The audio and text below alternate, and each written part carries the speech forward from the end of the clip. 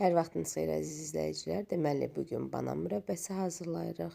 Bunun üçün qazanımızı biraz isidib, içərisinə 1 stəkan şəkər tozu əlavə edib, yaxşıca əriyib karamel olana qədər qarışdırırıq. Dayanmadan qarışdırırıq. Qəhvəyi biraz daha tünd bir rəng alana qədər qəşəngcə qarışdırıb, daha sonra isə üzərinə 1 stəkan soyuq su əlavə edirik.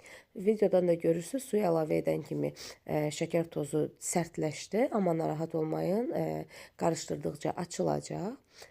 Və biraz açılmağa başlayandan sonra təkrar 2 stəkan daha soyuq su əlavə edib, içərisindəki şəkər tozu tam əriyənə qədər qarışdırıb, əlavə olaraq 2 stəkan da şəkər tozu əlavə edib əridirik.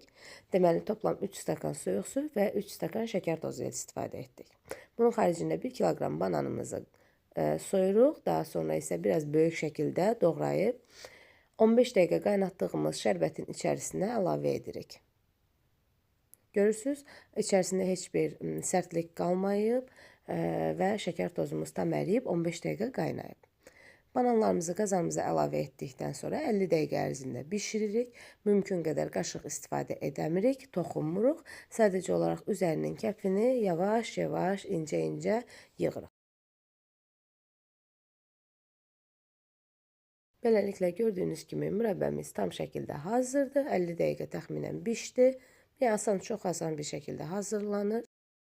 Və son halını da görürsünüz. Bananlarımız heç bir şəkildə dağılmadı.